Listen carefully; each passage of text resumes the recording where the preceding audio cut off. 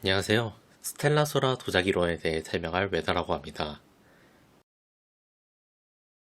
스텔라소라는 별의 탑이라는 컨텐츠를 통해 얻게 되는 잠재력과 레코드, 그리고 소리를 통해 캐릭터를 강화하는 형태의 일종의 로그라이크의 덱빌딩적인 요소를 띠는 게임성을 가지고 있습니다. 이렇게 완성한 덱을 인게임 내에서는 기록이라고 부르며, 유저들은 좋은 덱을 얻기 위해 계속해서 탑을 돌게 되므로 이를 도자기 빚는 것과 비슷하게 여겨 완성된 기록을 두고 도자기라고들 말합니다. 그리고 완성된 덱, 이 도자기로 여러 컨텐츠를 즐기게 되죠. 오늘은 도자기를 잘 빚는 방법, 제가 명명한 일명 도자기론에 대해 설명하려고 합니다. 우선 강력한 도자기는 어떻게 결정되는가입니다. 앞서 말했듯이 이 도자기의 강력함을 결정짓는 요소로는 잠재력, 그리고 레코드 스킬, 소리가 존재하는데요. 강력한 도자기를 두고 흔히들 기록 평점이 높은 도자기가 강력한 도자기라고 생각하는 분들이 계십니다. 틀린 말은 아닙니다. 보는 바와 같이 기록 평점에 의해 스탯이 증가되는 요소가 있는데요. 29점인 해당 도자기와 31점이 되어 프리즘색을 띠는 도자기는 그 공격력 상승 수치에 있어 상당한 차이를 보입니다. 그렇다면 과연 31점인 도자기는 29점인 도자기보다 강력할까요? 정답은 반드시 강력하지는 않습니다. 해당 화면은 지난 조언의 노래라는 랭킹전에 인백, 전광판에 들어온 유저들입니다. 쑥스럽지만 제 닉님도 있네요. 화면을 보시면 아시겠지만 저기 4등에 계신 분은 27점의 도자기를 가지고 계시네요. 31점 이상의 프리즘 도자기보다 그냥 금색의 도자기를 지닌 채 랭킹에 도전한 분들이 훨씬 많습니다. 캐릭터 돌파 차이 아니냐고요? 그것도 스펙의 한 요소이니 틀린 말은 아니겠지만 저 같은 경우에는 후육하는 1돌이고 클라로는 명함입니다. 아, 배지 차이 아니냐고요? 사실 그게 굉장히 맞는 말에 가깝습니다만은 중요한 건 좋은 배지를 가지고도 도자기를 잘 빚지를 못해서 충분히 점수가 나올 수 있음에도 불구하고 그러지 못하는 분들이 더 많다는 것이겠죠? 그리고 좋은 도자기를 빚고 캐릭터 육성이 잘 된다면 배지가 없더라도 정원 기준으로는 인 10%의 부상을 얻는 데는 충분했습니다. 제가 도자기로 831만의 점수를 얻었었는데 제가 알기로는 지난 정원의 한국 서버 인 10%의 부상 컷이 약 809만 점인 것으로 파악하고 있습니다. 삽설은 여기까지 하고 강력한 도자기는 무엇이냐? 간단합니다. 필요한 잠재력을 많이 집는 도자기가 강력합니다. 소리를 많이 먹으면 평점 레벨이 그만큼 높아지는데요. 그래도 잠재력을 많이 먹는 게 더 강력합니다. 물론 이 공격력의 차이가 있겠지만은 잠재력을 위주로 먹으시기 바랍니다. 저는 도자기를 빚을 때 소리와 관련된 사항을 어지간하면 건드리지 않습니다. 강력한 도자기를 빚기에 앞서 반드시 해야 하는 것들을 우선 짚고 넘어가겠습니다. 별의탑 연구를 끝낼 것. 이게 서행되지 않으면 도자기를 빚는 것이 크게 의미가 있진 않습니다. 연구 끝내기, 최우선 과제입니다. 정확한 목표 설정과 파티 구성. 도자기를 빚음에 앞서 정확한 목표가 필요합니다. 엉뚱한 잠재력을 빚지 않도록 필요한 잠재력들을 구분해야 합니다. 지금 보시는 해당 사이트는 제가 댓글에 링크를 남겨두도록 하겠습니다. 이렇게 최근 유행하는 빌드들도 볼 수 있어서 뭘 해야 할지 모르는 유비분들도 그냥 따라서 하시면 됩니다. 그리고 파티의 구성입니다. 캐릭터만 구성되는 것이 아니라 레코드도 파티의 구성이 포함됩니다.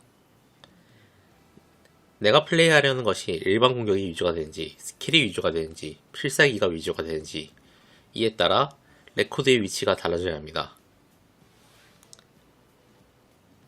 이제 세팅이 끝났으니 본격적으로 가보겠습니다. 거창하게 말했지만 사실 별거 없습니다. 노가다를 하면 됩니다. 별의 탑에서는 랜덤으로 NPC를 만나는 사건이 발생하는데 이렇게 말하면 눈치채신 분들이 계실 겁니다. 650리세? 사건 만남 중에는 30% 확률로 650코인을 얻을 수 있는 사건이 존재하는데 이를 두고 흔히 650리세라고 말합니다. 물론 이 650리세도 훌륭한 도자기를 빚을 수 있는 방법인 건 맞습니다만 제가 말하는 노가다는 조금 다릅니다.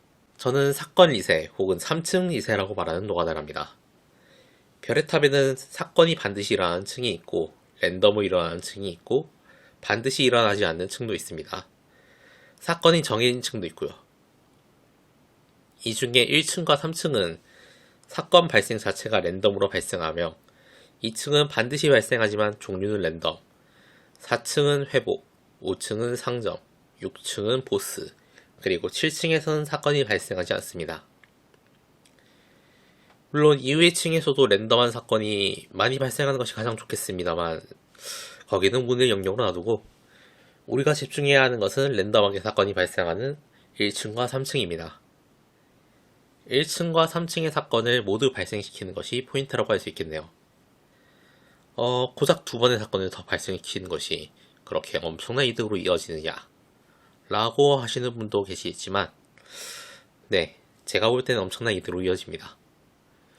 우선 사건은 여러 가지가 있습니다. 그 중에서 잠재력의 획득이 가장 좋지만 사실은 신경 쓰지 않으셔도 됩니다. 이 랜덤한 사건들은 한 번 발생한 사건이 다시 발생하지 않게 하는 구조거든요. 그렇기 때문에 당장 좋은 사건을 얻지 못한다고 하더라도 이 사건들의 발생을 완전히 제거한다는 것 하나만으로도 이유 없는 사건들의 좋은 사건이 등장할 확률이 높아지게 됩니다. 우선은 사건 자체의 발생을 중심으로 도자기를 깎습니다. 그리고 천천히 이 고점을 높여갑니다. 확정으로 보상을 주는 사건이 있고 확률적으로 보상을 주는 사건이 있는데 앞서 말한 이 650코인도 이 사건에 속합니다. 고점이 높은 도자기들은 이 확률 사건들에서 이득을 보는 것으로 얻게 되니까요. 사건을 많이 만나기, 리롤을 최소화하기, 확률에서 이득 보기 이 모든 것들이 겹쳐질 때 잠재력 개수 70여 개 이상의 강력한 도자기는 여러분과 함께 할 것입니다. 여기서 더 고점을 빚는 방법은 존재합니다만 해당 방법은 사실은 의도적으로 하는 것은 거의 불가능하기에 기회가 된다면 영상으로 만들도록 하겠습니다. 마지막으로 제가 간단하게 도자기 빚는 걸 보며 영상을 마무리하겠습니다. 우선 배속으로 빠르게 넘기고 필요한 부분일 때는 배속을 멈추고 잠깐 설명하겠습니다.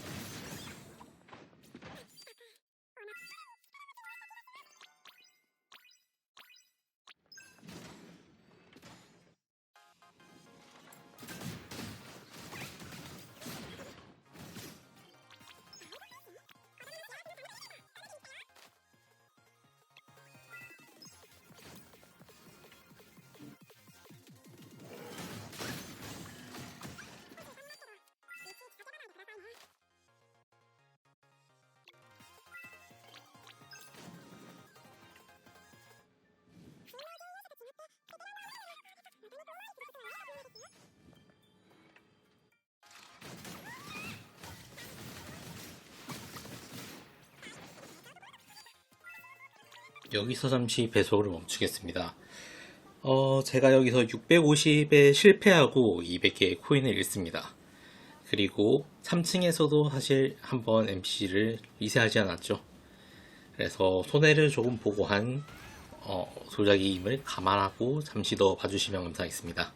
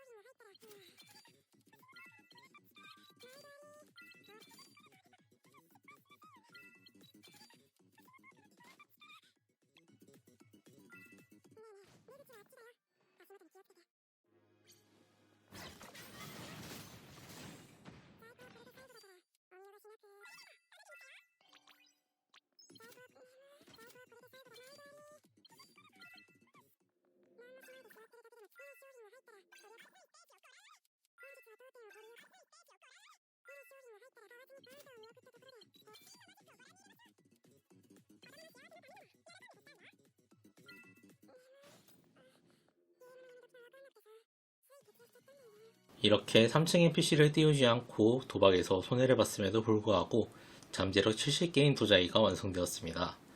보통 유저분들은 60여 개에서 만족하시던데 저는 최소를 70개로 잡습니다. 만약 3층에 PC를 띄우고 도박에서 성공했다면 약 75개의 잠재력을 지닌 도자기로 탈바꿈되었을 것입니다.